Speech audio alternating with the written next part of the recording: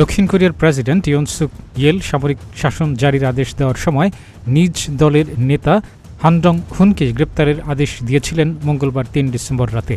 জাতীয় গোয়েন্দা সংস্থার উপপরিচালক জানিয়েছেন, গ্রেপ্তারের তালিকায় আরও ছিল বিরোধী দল ডেমোক্রেটিক পার্টির নেতা লি জ মিউং ও ৩ জন বিরোধী দলীয় আইন প্রণেতা। পরিচালক হং জাং ওয়ান জানান, প্রেসিডেন্ট চেষ্টা করেছেন তাদের গ্রেপ্তার করতে এবং নিঃশেষ করে দিতে।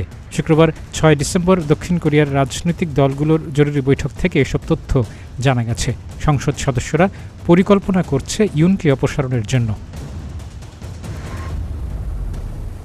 ইউনকে অপসারণের জন্য পার্লামেন্টে জমা হওয়া প্রস্তাবের উপর শনিবার ৭ ডিসেম্বর ভোট হবে এবং ২/৩ সমর্থন পেলে ওই প্রস্তাবটি পাশ হবে। বর্তমানে দক্ষিণ কোরিয়ার ৩০০ সদস্যের আইনসভা ন্যাশনাল অ্যাসেম্বলির নিয়ন্ত্রণ রয়েছে বিরোধীদের কাছে। তবে প্রস্তাব পাশের জন্য ক্ষমতাসীন দলের অন্তত ৮ সদস্যের সমর্থন পেতে হবে অপসারণের জন্য, প্রয়োজনীয় ২০০ ভোট পেতে। ন্যাশনাল অ্যাসেম্বলিতে ইউনের দলের নিয়ন্ত্রণ আছে ১০৮টি আসনে। পার্লামেন্টে অভিশংসনের প্রস্তাব যদি পাশ হয় তবে সেটি সাংবিধানিক আদালতে যাবে। সাংবিধানিক আদালতে ৯ বিচারপতির ৬ জন যদি অভিশংসনের পক্ষে সমর্থন দেন তবে তা কার্যকর হবে। বর্তমানে নিজ দলের পরিস্থিতি ইউনের জন্য নেতিবাচক।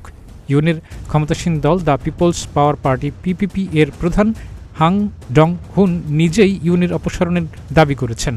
ওই দাবি জানিয়ে তিনি বলেছেন, গণতন্ত্রের জন্য বড় ধরনের হুমকি তৈরি হবে যদি ইয়েল ক্ষমতায় থাকেন। যদিও হুন এর আগে বলেছিলেন তার দল ইয়েলের অপসারণ প্রস্তাবে সমর্থন দেবে না। হুন জানান, কিছু বিশ্বাসযোগ্য প্রমাণ রয়েছে যে ইয়েল তার দলের গুরুত্বপূর্ণ রাজনৈতিক নেতাদের মঙ্গলবার গ্রেপ্তারের আদেশ দিয়েছিলেন, যার মধ্যে হুনের নামও ছিল এবং অভিযোগ ছিল রাষ্ট্রবিরোধী কর্মকাণ্ড।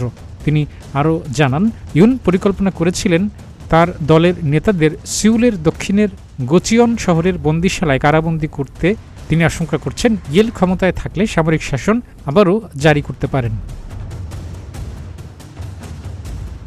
৩ ডিসেম্বর রাতে টেলিভিশনে দেওয়া ভাষণে হঠাৎ দেশে সামরিক আইন জারি করেন প্রেসিডেন্ট ইউন।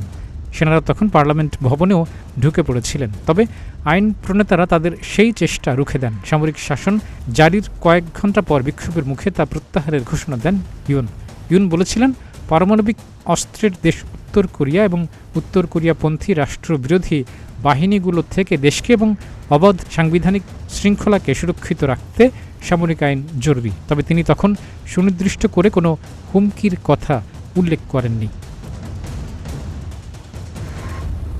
কাজী এমদাদ, প্রতিদিনের বাংলাদেশ।